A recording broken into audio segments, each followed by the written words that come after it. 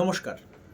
আজকে আমরা জানব আমাদের স্কিনের কিছু বিষয় নিয়ে যেগুলো আমাদের খুবই ইম্পর্টেন্স।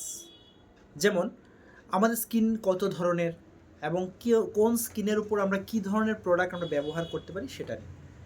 তো আমরা সবাই জেনে অবাক বা অনেক সময় আমরা জানিও না, কিন্তু অনেক ব্যক্তিকে আমরা বিভিন্ন ধরনের প্রোডাক্ট দিয়ে থাকি।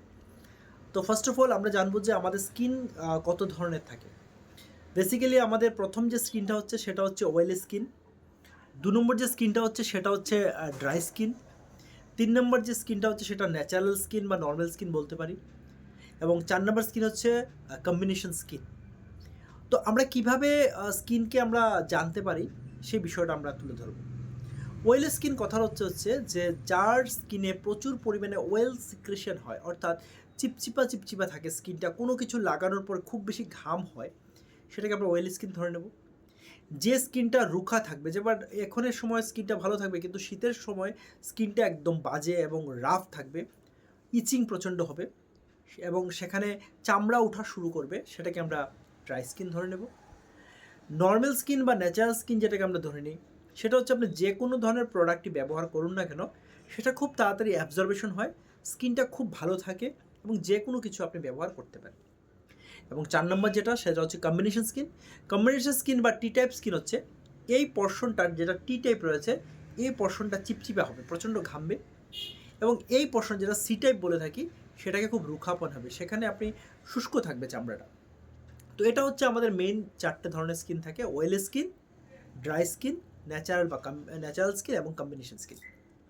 আজ আমরা জানবো যে অয়েলি স্কিনের জন্য আমরা কি কি দিতে পারি। একদম বেসিকটা আমরা জেনে নেব যে কী দিতে পারি।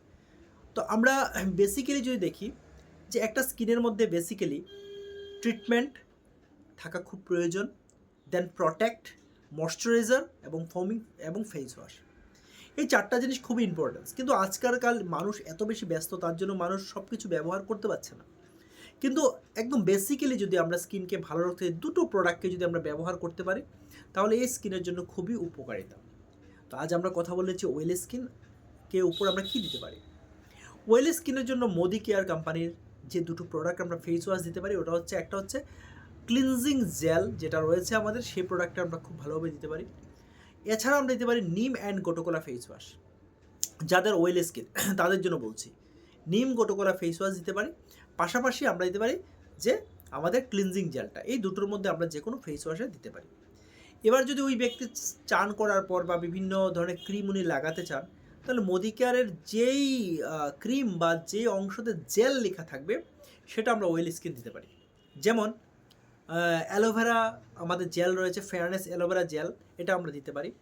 যদি একটু প্রিমিয়াম ক্যাটাগরিতে চলে যাই, তাহলে আমরা উদের ময়শ্চারাইজিং জেল রয়েছে সেটা দিতে পারি, বা কফি ময়শ্চারাইজিং জেল রয়েছে সেটাও আমরা দিতে পারি। এই কথাগুলো আমি আজকে বলার কারণ হচ্ছে যে আমরা অয়েলি স্কিনের জন্য কী দিতে পারি।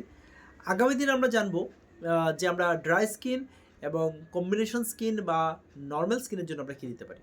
তো বন্ধুরা, আমরা সবাই যদি স্কিনের অংশটাকে ভালোভাবে জেনে বুঝে কাউকে কোনো প্রোডাক্ট দিয়ে থাকি, রেজাল্ট আসবে এবং উনি ব্যবহারও করবেন।